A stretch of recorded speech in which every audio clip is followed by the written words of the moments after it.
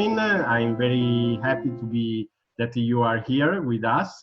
Hello, And Michelangelo. I ask you to introduce yourself, and after we go in deep in the other question. Okay, perfect.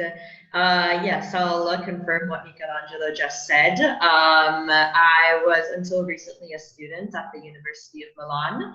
I'm originally from Ohio in the United States, but I've lived in Italy for over 3 years now. I was a student in the Magistrale in Relazioni Internazionali at the Statale di Milano, and I graduated in December.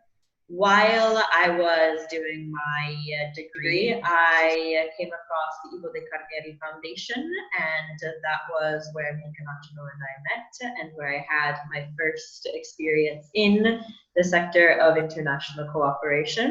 So I have been with the Ivo de Carneri Foundation in one role or another since October 2018. So I'm very happy that all that experience has culminated in this interview today. So thank you very much, Michelangelo. Thank you to you.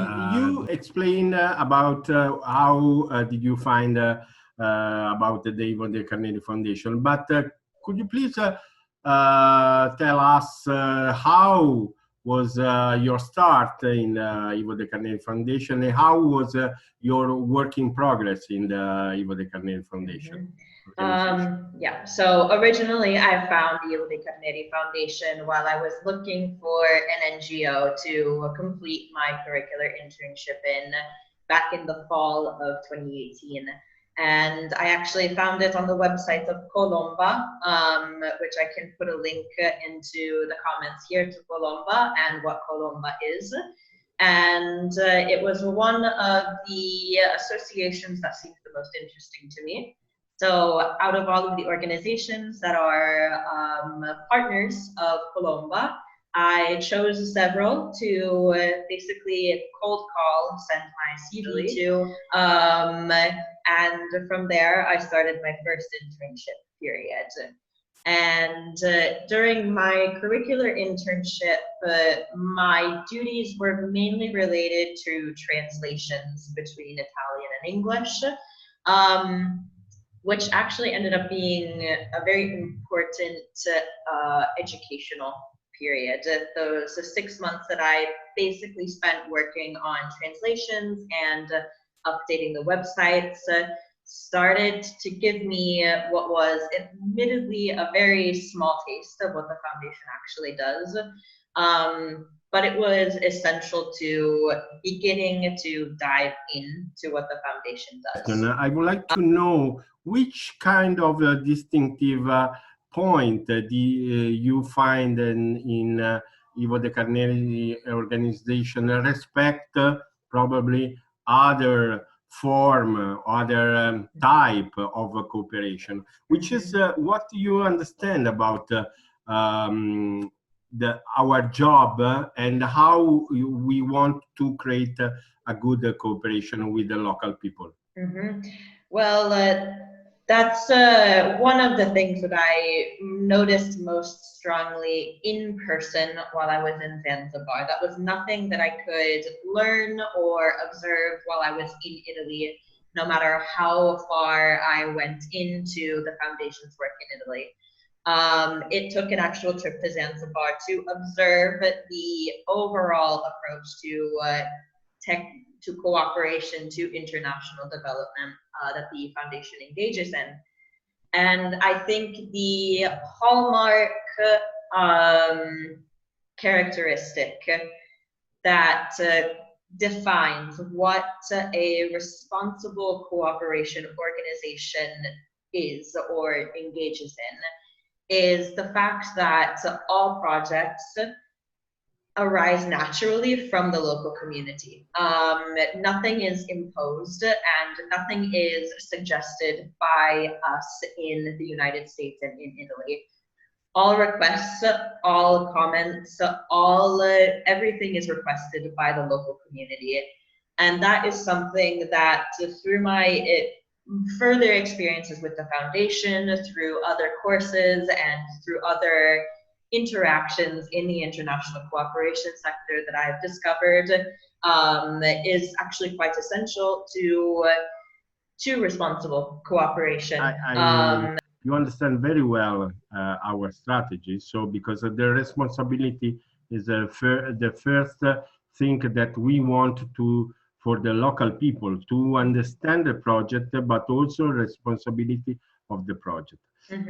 So now we are going to your experience about what in your experience in your mission in archipelago of Zanzibar. So luckily, I did have enough experience, and I did have the skills to be able to volunteer with the Y Onlus, which, because I am an English teacher, as well as collaborating with the foundation. Y Onlus operates on the main island of Unguja in the archipelago of Zanzibar.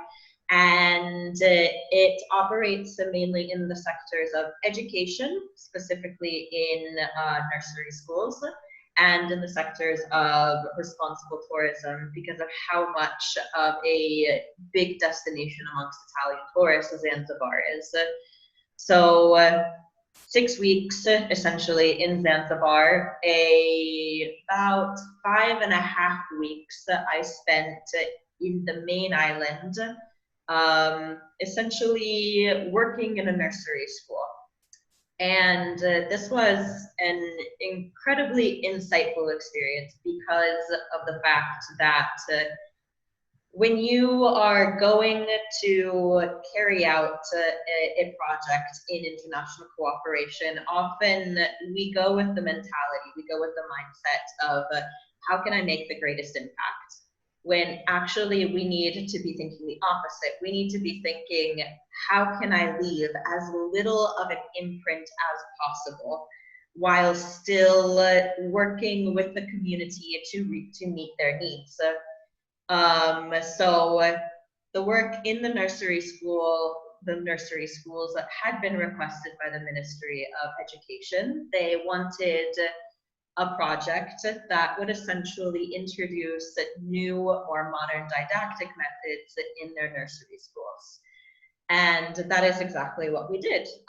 We introduced the ideas of playing games, of emotional health, of critical thinking skills to these children who were ages 4 to 7. All the while living in a village and interacting with the villagers and learning more about the overall picture of international cooperation.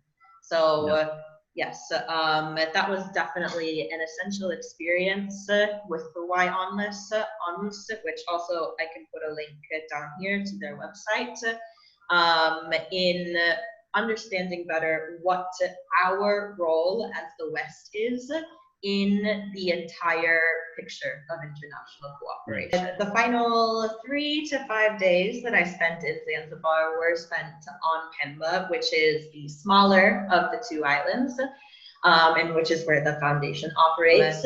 And the other major event in my trip to Pemba was to the cooperatives, the 3 cooperatives in the Agricoltura project, which is the project in which the foundation works on food security and food safety.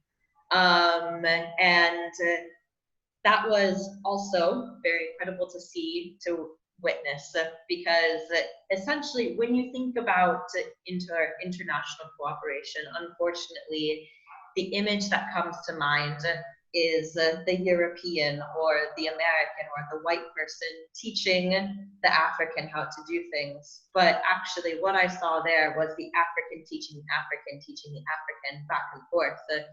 And so that's where I really discovered the meaning, why it's called international cooperation.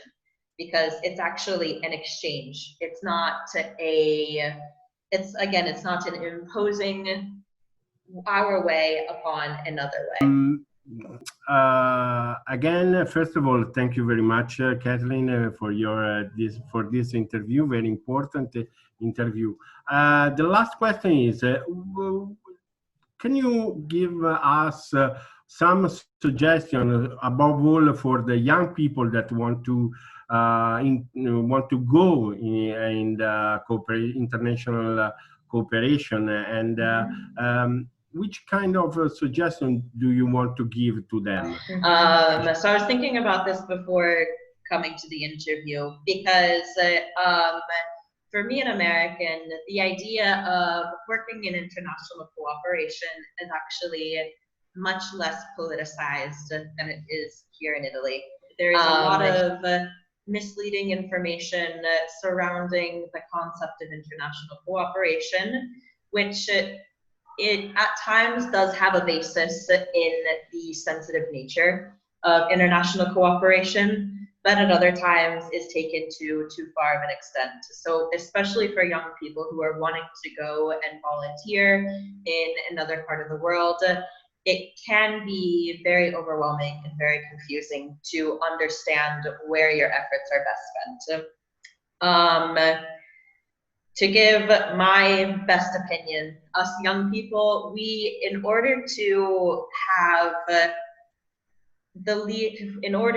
a beneficial effect in any part of the world, whether it be Africa, whether it be Asia, whether it be our home countries, we have to be able to analyze ourselves before engaging in any sort of cooperation activity. That is the most we can do, and we have to do it to its furthest extent. We have to have the humility to recognize that we are not going to save anyone, that it is not our jobs to save anyone. And we also have to do a lot of difficult, messy work in understanding that our perspective has been shaped to see the other. Our perspective has been shaped to see certain peoples as being superior and inferior, and that is something we have to know, that is something we have to recognize, and that is something that when we go anywhere in the world to help in the international cooperation sector, we have to be aware of. The best advice I can give to anyone deciding whether to go abroad, especially young people, whether to go abroad and volunteer, is to do the work in examining yourself before you decide to carry out this type of work. Understand it's sensitive, and understand that we are working in a very large system, and that what you do in that country may not save anyone, but at the same time, it's not about saving anyone. It's about cooperation. It is about an exchange. I think that you understand very well the form of cooperation and the keywords to understand this very hard job, because it's very hard job. But it's a fantastic job because allowed to know people and to know society, and to understand why there are some mechanism and other mechanism in the world.